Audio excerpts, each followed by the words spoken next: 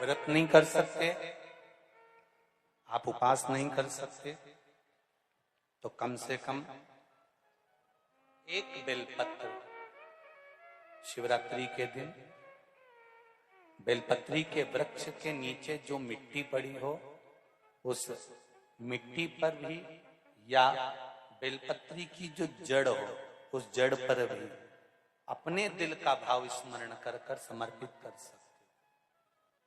क्यों? स्कंद पुराण में कहा गया है कि बेलपत्री के वृक्ष के नीचे शिवरात्रि के दिन 33 कोटि देवी देवता भगवान शंकर की आराधना करने आते हैं। जैसे श्रावण के महीने में पार्वती और मां गंगा, ये दोनों शिव की आराधना करने के लिए आते हैं।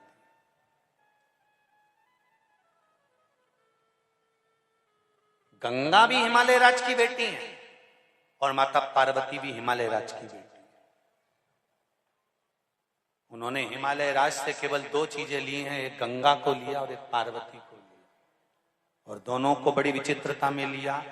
गंगा को मस्तक पर चढ़ाया, गंगा को मस्तक पर बिठाया, और हिमालय राज की एक बेटी को अपनी गोदी में बिठाया, पार्वती को भगवान गोदी में बिठाया।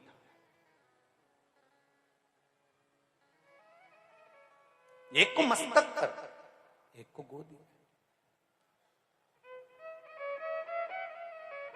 एक घर की नारी का सम्मान कैसे होता है, ये शंकर जी की कथा वर्णन करती है।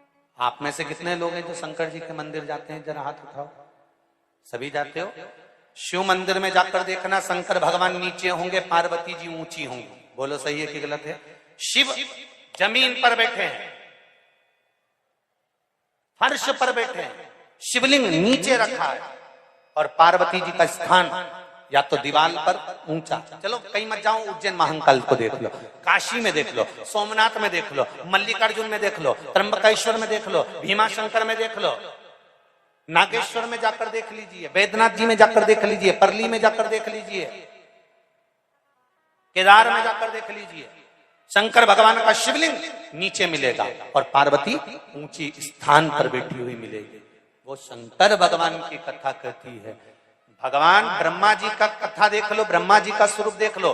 ब्रह्मा जी ने ब्रह्माणी को पास में बिठाया है, भगवान विष्णु ने लक्ष्मी जी को चरणों में बिठाया है, इंद्र ने इंद्राणी को पास में बिठाया है, सारे देवताओं ने अपनी अपनी धर्म पत्नी को पास में बिठाया, पर केवल देवाधिदेव महादेव कैसे हैं जिन्होंने अपनी धर्म पत्नी को ऊंचे स्थान पर बिठाया कि नारी का आदर करोगे तो जिंदगी में तुम भी आगे बढ़ते चले।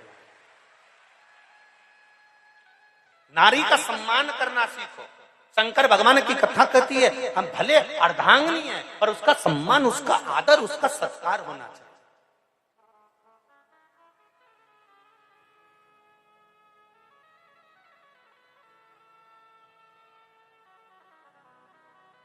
पति और पत्नी का संबंध सम्मान का है, आदर का है, पर आजकल का सम्मान ही चले गया जी। करवा चौथ का व्रत पत्नी करती है, थाली पति से मंगवाती, उठा ला।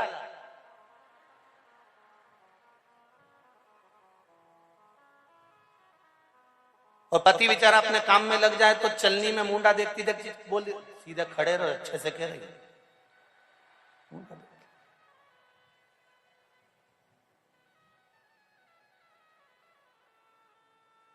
पति इसके गले का हार देखता रहता है और ये इसका मुंडा देखती रहती है।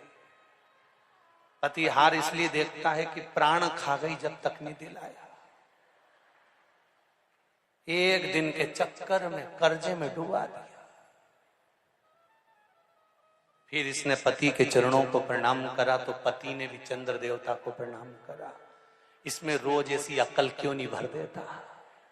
प्रति रोज प्रणाम, उसमें क्या। और एक बात का और स्मरण रहे, खाने के लिए जो बेलपत्र हम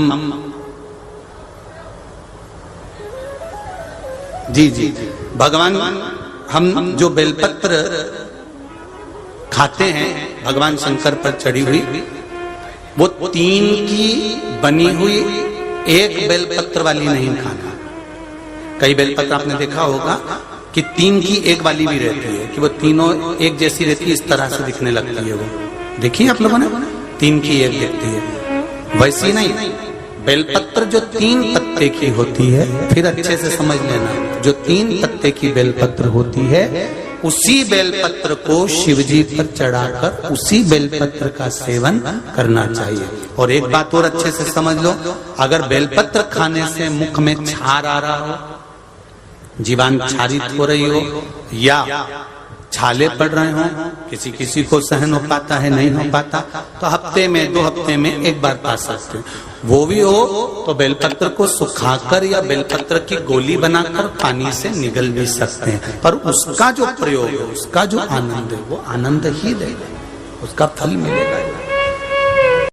अगर आपको हमारा वीडियो पसंद आता है तो हमारे चैनल को लाइक करें, सब्सक्राइब करें, और यदि आपको और कुछ सवाल पूछना है तो आप कमेंट बॉक्स में आके कमेंट कर सकते हैं। और आपको अगर किसी भी सब्जेक्ट पर, किसी भी चीज़ पर वीडियो चाहिए तो आप हमें कमेंट कर सकते हैं। धन्यवाद।